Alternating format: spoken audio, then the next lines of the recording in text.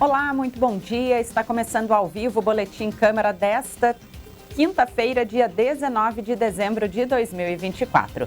E saiba a partir de agora o que vai ser destaque nessa edição. Confira como foi a votação do Orçamento Municipal para o ano que vem. IPVA 2025 tem valores divulgados em São Paulo. Inteligência artificial pode reduzir o cérebro humano. Casarão Oliveira Costa é doado para a Prefeitura de Taubaté. A administração municipal inaugura a Casa de Histórias Que Rinde. Essas e outras notícias no Boletim Câmara que começa agora.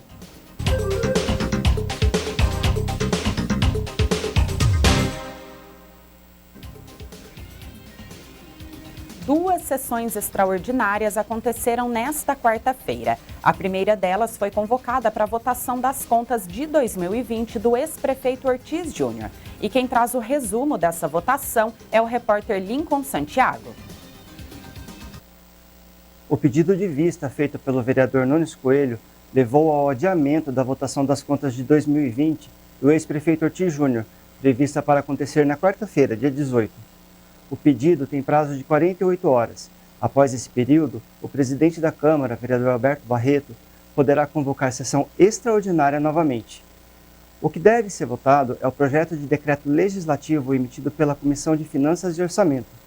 Tanto essa comissão quanto o Tribunal de Contas opinaram pela rejeição das contas. Em resumo, as contas de 2020 foram declaradas irregulares por diversos motivos, entre eles, ineficiência de gestão, falha no controle de repasses federais e estaduais recebidos para enfrentamento da Covid, insuficiência de recursos para o pagamento de contas, aumento da dívida de longo prazo e repasse parcial das contribuições ao Instituto de Previdência. O ex-prefeito teve a oportunidade de apresentar defesa junto ao tribunal e aqui na Câmara. Ortiz Júnior questionou a clareza da metodologia usada pelo tribunal, em especial porque a análise não levou em conta o cenário causado pela pandemia da Covid.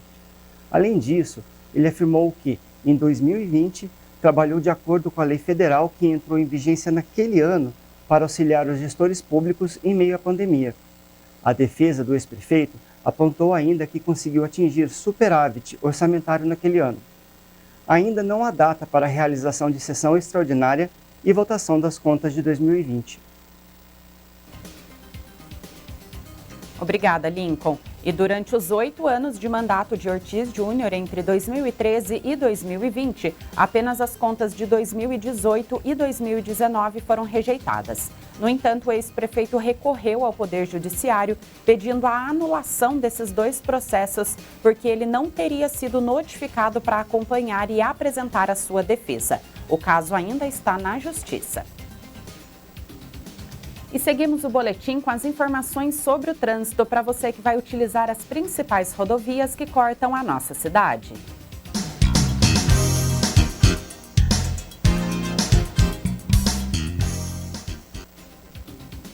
Floriano Rodrigues Pinheiro, sentido Serra da Mantiqueira, tem movimento constante, principalmente no sentido a Taubaté. O mesmo acontece na rodovia Oswaldo Cruz, sentido Litoral Norte. Bastante movimento nos dois sentidos e trânsito lento em alguns trechos. Atenção do motorista na Serra.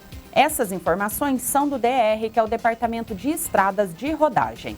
A rodovia Presidente Dutra tem 2 pontos de lentidão em São José dos Campos, altura do bairro Vista Verde e Eugênio de Melo, que são os quilômetros 144 e 138, em razão do excesso de veículos na pista no sentido Rio de Janeiro. Nós temos imagens ao vivo da rodovia Presidente Dutra deste momento. Este é o quilômetro 110, altura de Taubaté. Apesar de o posicionamento da câmera ainda estar ali pegando boa parte da árvore, mas é possível observarmos que há realmente um trânsito constante, mas sem pontos de congestionamento aqui na altura de Taubaté. Essas informações e as imagens são da CCR Rio SP, que é a empresa que administra a rodovia. E vamos ainda falar de atividades legislativas. Durante a sessão extraordinária desta quarta-feira, o plenário analisou o Orçamento Municipal de 2025 e o repórter Lincoln Santiago acompanhou a votação. Vamos conferir. Os vereadores aprovaram em 2 votações no dia 18 o projeto de lei de autoria do prefeito José Saldi, que define o orçamento municipal de 2025. A receita que o município espera ter é de 1 bilhão e 865 milhões de reais, grande parte vinda de transferências da União e do Estado. Esse valor não considera as receitas do Instituto de Previdência do Município, o IPMT, da Unital e das fundações universitárias. Já para as despesas, que são fixadas, pois são valores contratados e pagamentos já assumidos pela Prefeitura, ficaram no mesmo valor, 1 bilhão e 865 milhões de reais. A secretaria que ficará com a maior parte do orçamento é a de Educação, com 558 milhões de reais, seguida pela Secretaria de Saúde, com 497 milhões de reais, e a Secretaria da Fazenda, com 234 milhões de reais. O projeto também prevê uma reserva de contingência no valor de 56 milhões de reais e estipula 21 milhões de reais para as emendas impositivas. As 19 emendas parlamentares foram aprovadas com o texto e cada vereador pôde apontar a destinação de 1 milhão e 140 mil reais. Na notícia publicada no site da Câmara, você encontra os valores que foram definidos para a Câmara, o Instituto de Previdência, a Unital e as fundações universitárias. 4 emendas redacionais foram apresentadas pela Comissão de Finanças e Orçamento e aprovadas. A margem de remanejamento, aquela parcela que o prefeito pode mudar o orçamento por decreto sem ter que consultar a Câmara, ficou estipulada em 20%. O projeto de lei recebeu o voto contrário da vereadora Thalita Cadeirante, mas foi aprovado pela maioria. Agora, o texto segue para a sanção do prefeito. Com a aprovação da proposta, a Câmara de Taubaté entrou em recesso, que é o período em que as sessões ficam suspensas, mas os gabinetes e os setores administrativos da Câmara permanecem em funcionamento. Agradeço, Lincoln, pelas informações. E eu convido você que nos acompanha a participar conosco e compartilhar a sua opinião aqui no nosso Boletim Câmara.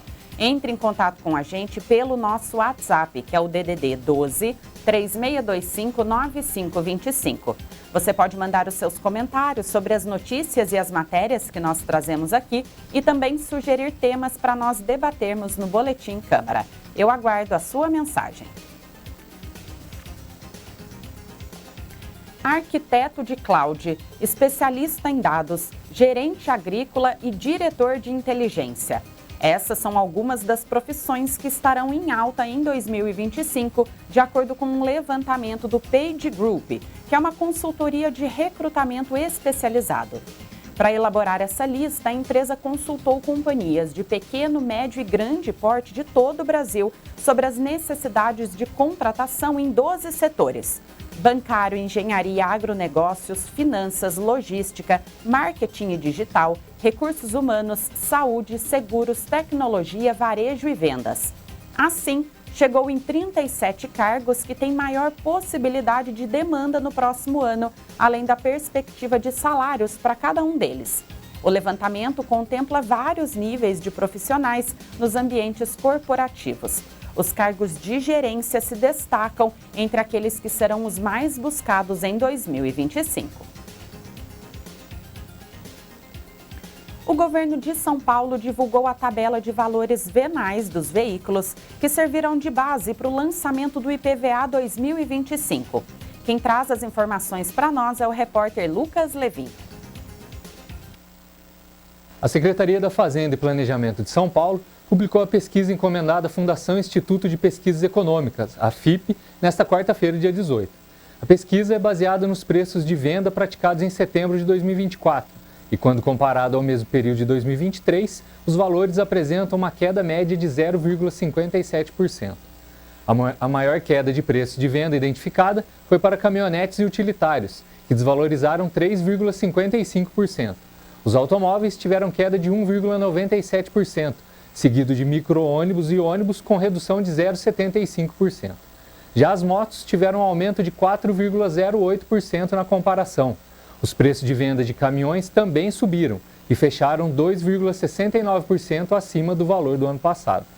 Para o cálculo do IPVA 2025, as alíquotas do imposto permanecem as mesmas: 4% para carros de passeio, 2% para motocicletas, caminhonetes, cabine simples, micro-ônibus e ônibus e maquinário pesado, e 1,5% para caminhões e 1% para os veículos de locadora registrados em São Paulo. Lembrando que veículos movidos a hidrogênio e híbridos com motor elétrico e também a combustão flex ou movido a etanol terão isenção de IPVA em 2025. Obrigada, Lucas, pelas informações. A Agência Nacional de Telecomunicações, que é a Anatel, em parceria com operadoras de telefonia, anunciou um novo recurso de localização de emergência. O serviço permite o envio da localização dos usuários de dispositivos Android e iOS durante as chamadas de mensagens de emergência para números como 190, que é a polícia, 192, o serviço médico, ou 193, que são os bombeiros, ou então qualquer outro serviço de emergência que esteja apto a receber essa informação. Atualmente, a localização é compartilhada por meio de dados das antenas de celular. O novo recurso usa a tecnologia Advanced Mobile Location, que calcula a localização do usuário por dados de redes Wi-Fi, GPS, torres de celular e sensores integrados ao dispositivo, garantindo mais precisão do que as antenas de telefonia, segundo a Anatel. Em situações de risco, nas quais é preciso acionar a polícia, paramédicos ou bombeiros, ao ligar para o número de emergência, automaticamente a localização do usuário será compartilhada por meio desse sistema. Com isso, a agência espera aumentar a efetividade no atendimento às chamadas de emergência. Um novo artigo científico sugere que a inteligência artificial pode reduzir o cérebro humano. A repórter Tânia Vinhas explica melhor essa teoria. É isso mesmo, Ana. Ainda é muito cedo para dizer com certeza quais são ou serão os impactos da inteligência artificial nas nossas vidas, o que dirá no nosso organismo. Mas um biólogo evolucionista da Universidade de Chicago, Rob Brooks, analisou as possíveis implicações evolutivas das interações entre humanos e a IA. Ele sugere que essas interações podem ser entendidas a partir de relações bióticas observadas na natureza, como as que ocorrem entre predadores e presas ou hospedeiros e parasitas. Esse paralelo ajuda a explorar como tecnologias inteligentes podem influenciar os padrões comportamentais e fisiológicos das pessoas. No artigo, Brooks aborda também a forma como a inteligência artificial impacta áreas fundamentais da vida humana, como relacionamentos pessoais, amizades virtuais e sistemas de justiça criminal. Aplicativos de namoro, por exemplo, podem alterar as dinâmicas de escolha de parceiros, afetando padrões de comportamento e reprodução. Mas o mais estranho é a possibilidade de o cérebro encolher mesmo. Segundo a pesquisa, a interação humano-IA pode acelerar tendências evolutivas já existentes, como a redução no tamanho do cérebro e maior propensão a transtornos de humor. Esses efeitos estariam ligados ao aumento da dependência tecnológica e à forma como a atenção e as relações sociais são moldadas por algoritmos. O autor afirma que os efeitos imediatos dessas interações na vida e no bem-estar são mais evidentes do que suas consequências evolutivas.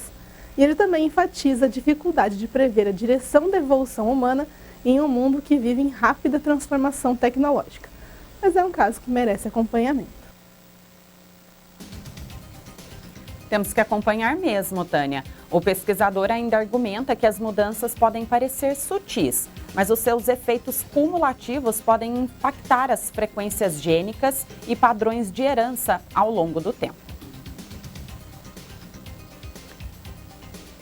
O Espírito Santo é o estado com maior população leitora entre os estados da região Sudeste, apontou a 6ª edição da pesquisa Retratos da Leitura no Brasil.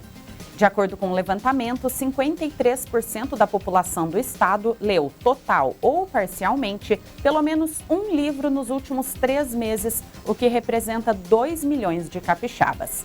Atrás do Espírito Santo aparecem Rio de Janeiro, São Paulo e Minas Gerais, respectivamente. A pesquisa considera como leitor aquele que leu, inteiro ou em partes, pelo menos um livro de qualquer gênero, impresso ou digital nos últimos 3 meses. Entre os livros por vontade própria, a pesquisa apontou que 27% dos leitores leem a Bíblia, o equivalente a 1 milhão de pessoas. Um casarão histórico do século XIX, localizado no centro da cidade, foi doado pelo herdeiro à Prefeitura de Taubaté. Quem traz as informações é o repórter Lucas Levin. A Prefeitura de Taubaté recebeu a escritura de doação do tradicional casarão Oliveira Costa. Com o ato, o casarão passa a ser do município e entrará para um projeto de revitalização que visa o resgate do centro histórico da cidade. O casarão é um exemplar de casa urbana do período cafeeiro, adquirido por Pedro Luiz de Oliveira Costa em 1923. Sua construção, de porte médio e térreo, possui paredes de taipa de pilão e pau a pique, com algumas paredes internas substituídas por alvenaria de tijolos em anos posteriores. A escritura foi assinada por José Pedro de Oliveira Costa, herdeiro da família proprietária. O ato simbólico aconteceu no cartório de registros de imóveis e contou com a presença do prefeito José Saldi e do secretário de Planejamento Urbano, Lúcio Araújo, além de outras autoridades. A Prefeitura informou que a partir desta doação será desenvolvido um plano de ação para preservar o imóvel e destiná-lo a usos que beneficiem a comunidade, contribuindo para a revitalização local e valorização da cultura taubatiana. Obrigada, Lucas. Conhecido como Imposto do Pecado, bebidas alcoólicas e cigarro terão tributação extra. É o Imposto Seletivo, ou IS, que terá incidência sobre itens considerados prejudiciais à saúde ou ao meio ambiente para desincentivar o consumo. Essa decisão também inclui jogos. O texto base, que foi alterado pelo Senado, prevê que apostas esportivas e bets também pagarão esse imposto seletivo. Embarcações e aeronaves também serão taxadas. A justificativa dessa categoria está no fato de serem emissores de poluentes que causam danos ao meio ambiente e também ao homem. O texto segue agora para a sanção do presidente Lula. O recado agora é para quem está interessado em se matricular em algum curso da Escola do Trabalho da Estiva. As matrículas que seriam realizadas hoje foram reagendadas. A repórter Fernanda Maria traz as informações. As matrículas para a Escola do Trabalho da Estiva serão feitas na sexta-feira, dia 20. A escola fica na rua Edmundo Moriwood, número 551. Na sexta-feira, o atendimento é feito das 8 horas da manhã até o meio-dia e da 1 hora da tarde até as 5 horas. Vale lembrar que em todas as unidades da Escola do Trabalho há 2.366 vagas abertas para diferentes cursos. As vagas estão distribuídas por escolas e no site da Prefeitura está disponível a lista completa dos cursos disponíveis em cada unidade. No site também há informações como o dia da inscrição, data do início das aulas, dias e horários dos cursos e pré-requisitos para a matrícula em cada um dos cursos oferecidos nas escolas do trabalho. Voltamos ao estúdio. Quem tiver dúvidas sobre o reagendamento das matrículas da Escola do Trabalho da Estiva, pode entrar em contato pelo telefone 3629-7008. Agradeço, Fernanda, pelas informações. E agora nós vamos para um rápido intervalo. Na volta, nós teremos as manchetes dos jornais, a previsão do tempo e também mais notícias para você. Não saia daí, voltamos em instantes.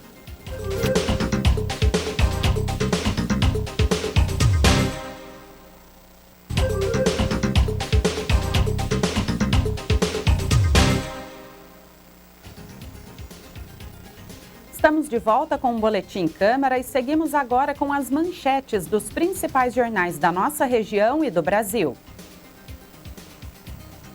Jornal Vale destaca: CETESB multa e responsabiliza Sabesp em R$900 mil por morte de peixes no Paraíba. De acordo com a CETESB, a falha no tratamento de esgoto foi a principal responsável pela mortandade de peixes no Rio Paraíba do Sul, especialmente nos trechos de São José e Caçapava, identificada em novembro. Portal G1 traz como manchete: vereadores aprovam orçamento de R$2,5 bilhões para 2025 em Taubaté. Antes da votação, os vereadores debateram a redução de 20% para 6% na margem de remanejamento do orçamento para 2025. Essa margem permite que o prefeito possa alterar dotações por meio de decretos.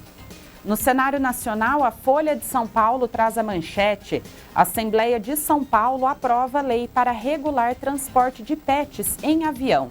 Nova regra permite que animal de até 15 quilos viaje na cabine e é válida para voos com origem, destino ou conexão no estado. E por fim, CNN Brasil traz o destaque: Banco Central revisa a projeção do PIB de 2024 para 13,5%. O valor corresponde a uma alta em relação à estimativa divulgada no último relatório trimestral da inflação, que foi divulgada em setembro. De acordo com o Banco Central, a estimativa do crescimento econômico para 2024 refletiu uma elevação na projeção para o setor de serviços. Agora, a repórter Tânia Vinhas volta ao nosso boletim com uma dica de cultura. É a inauguração da Casa de Histórias Querrinde. Essa dica é para quem gosta de ler. A Prefeitura de Taubaté, por meio da Secretaria de Educação, inaugurou nesta semana a Casa de Histórias Querrinde. O local busca promover a leitura e incentivar a reflexão sobre a história brasileira por uma nova perspectiva. Focada na literatura afro-brasileira, a iniciativa prioriza obras de autores negros, destacando vozes e narrativas historicamente marginalizadas.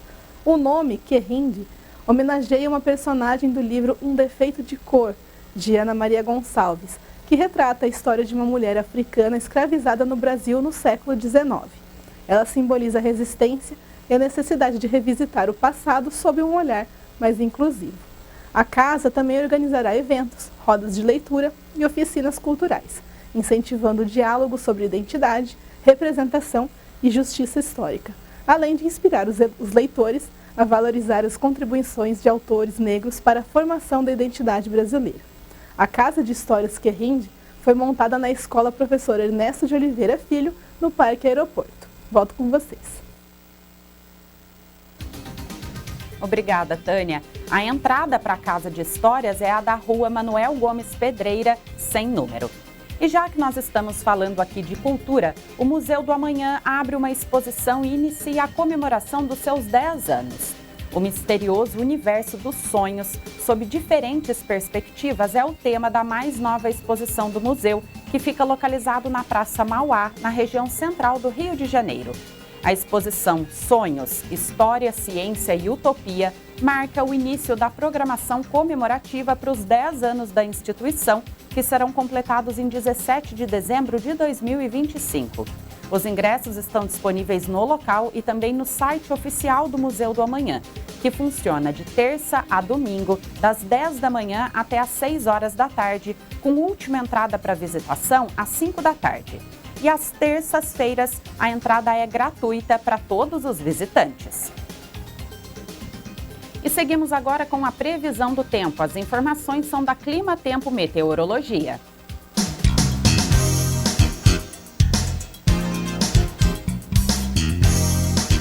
Nessa quinta-feira, Taubaté vai ter um dia de sol com algumas nuvens durante o dia. À noite, o céu permanece nublado, mas não chove. As temperaturas variam entre 17 e 29 graus. Os ventos podem chegar a 9 km por hora e a umidade do ar a 52%. A qualidade do ar é boa e o índice de raios UV é extremo. O sol se põe às 6h45 da tarde. As informações são da Clima Tempo Meteorologia.